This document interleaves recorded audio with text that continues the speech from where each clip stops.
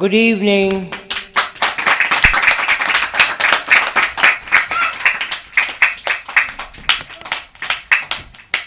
बात शुरू भी ना हो और सब तालियां बजाने लगे. What is your child going to be in life?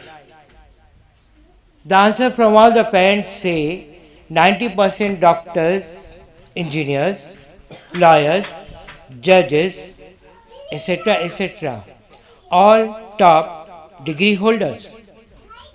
One student who had taken mechanical drawing in 12th said no to engineering cause only 7% employment rate only.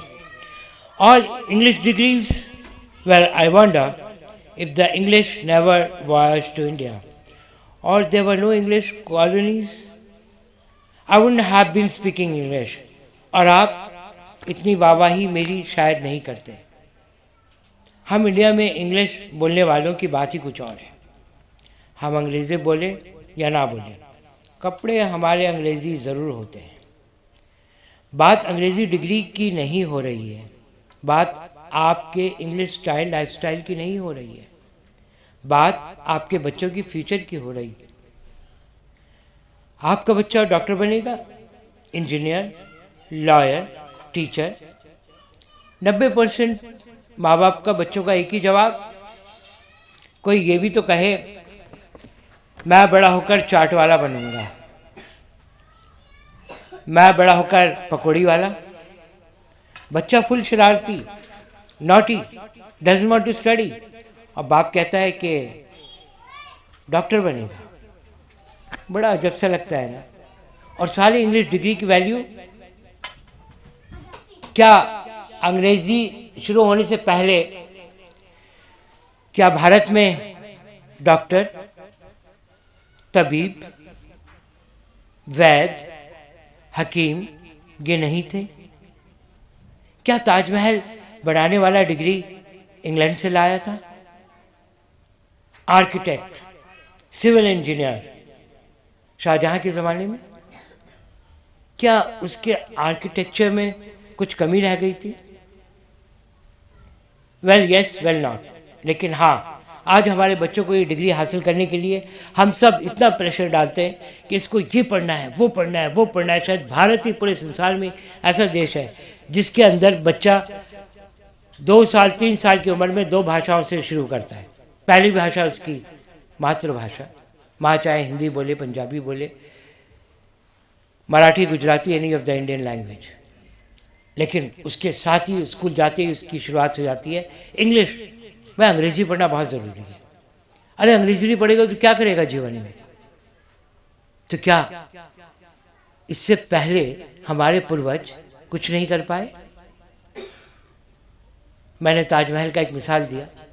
क्या वो अपने आप में एक अंग्रेज़ों को जवाब नहीं है?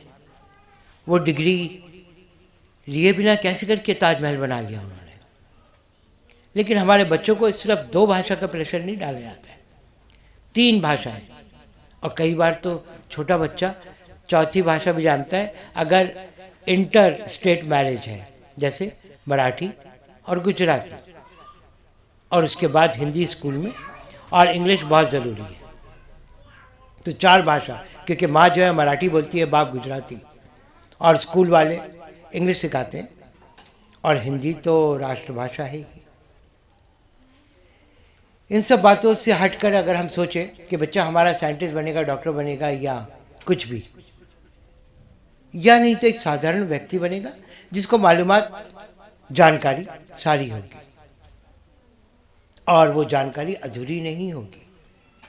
मैं बात सिर्फ ताजमहल बनाने वाले की नहीं कर रहा हूँ, मैं बात सिर्फ वो डिग्री होल्डर की नहीं कर रहा हूँ. मैं बात आज के प्रेशर और दबाव की कर रहा हूँ कि 20-22 साल की उम्र तक स्कूल और कॉलेज के चक्कर लगाने के बाद एक बच्चा क्या अपाहिज नहीं हो जाता है? 25 साल तक वो डिग्री हासिल करता रहता है, और डिग्री हासिल करने के बाद क्या उसके सामने नौकरी का मसला नहीं आता है? अब वो बाप जिसकी सोच यही थी कि बच्चा खेल में लगा है, कोई बात नहीं, स्कूल से भाग रहा है, कोई बात नहीं. जी हाँ, मैं 8वीं क्लास या 10वीं क्लास धोनी या बाकी स्पोर्ट्समैन की बात भी नहीं कर रहा हूँ. बच्चा स्कूल से भाग रहा है, कोई बात नहीं, क्योंकि उसके बाप को चाबी दुकान की पकड़ानी है, और छोटी उम्र में। और छोटी उम्र में अगर कारोबार सीख जाए तो आने वाले वक्त में कारोबार बनेगा। So when it comes to the Indian studies, I think the word entrepreneur, the word of raising India again, not only with the GDP, not only with the local production, but first with the thinking कि solar energy, solar power कैसे करके हम trap करें, और करने के बाद solar light से लेकर हर चीज़, जो एक बच्चा एक वोकेशनल ट्रेनिंग की तरफ बढ़े, और वोकेशनल ट्रेनिंग किसी भी भाषा में हो, चाहे वो बच्चा 8वीं पास भी ना हो, वही ट्रेनिंग लेकर के वो बच्चा हमारा एक हुनर, वोकेशनल ट्रेनिंग फ्री में सरकार की तरफ से मिले, या हम और आप उसके लिए अरेंज करें, और उसके बाद फिर वो संसार में मार्केट में उतरे। मैंने तो सिर्फ एक मिसाल दिया है। मैं नहीं कहता हूँ कि आपका बच्चा साइंटिस्ट बन करके ड्रोन टैक्सी बनाए और सिर्फ अमीरों की सेवा करे, लेकिन हाँ, कई ऐसी चीज़ें हैं, जैसे मैंने कहा सोलर लाइट, तो solar water plant in most of the remote areas जहाँ पर पानी भी नहीं मिलती, जहाँ पानी पहुँचाना, पानी के पाइप मुश्किल है। बहुत सारी और भी बातें हैं जो मैं उम्मीद करता हूँ कि आप लोग खुद सोचें, खुद लिखें और हमारे साथ जुड़ें। और ये सवाल सिर्फ आने वाले फ्यूचर के बच्चों का नहीं है, ये सवाल हमारे भी थोड़ा वक्त के साथ साथ वक्त के सही बदलाव के देखने का है। और ये ना भूलें आप कि भारत की जनसंख्या अब डबल हो गई। जब हम स्कूल में पहली बार हमने लेख लिखा था, तब हमने लिखा था कि भारत की आबादी 60 करोड़ है, और फिर देखते ही देखते 120 crore, and now it is 1.35 billion. And can you imagine the next 30 years पूरे भारत का क्या हाल होगा, पूरे संसार का क्या हाल होगा। वाटर टेबल गिर रहा है तो जिस तरफ ग्लेशियर्स पिघल रहे हैं, और बर्फ़ के पहाड़ी नहीं, धरती का तापमान बढ़ रहा है, ओजोन लेयर ख़राब हो रहा है, और हमें फिक्र है न्यूक्लियर बम बनाने की, न्यूक्लियर हमला करने की। सिर्फ बात इथियोपिया या सूडान या सीरिया की नहीं है, बात इंसानियत की है, बात आपकी सोच की है, बात मेरी सोच की है। क्या हम सोच बदलेंगे? क्या हम अपनी हरकत करने से पहले सोच को कुछ सोचने का टाइम नहीं देंगे?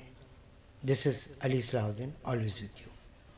Bye for now, love you all.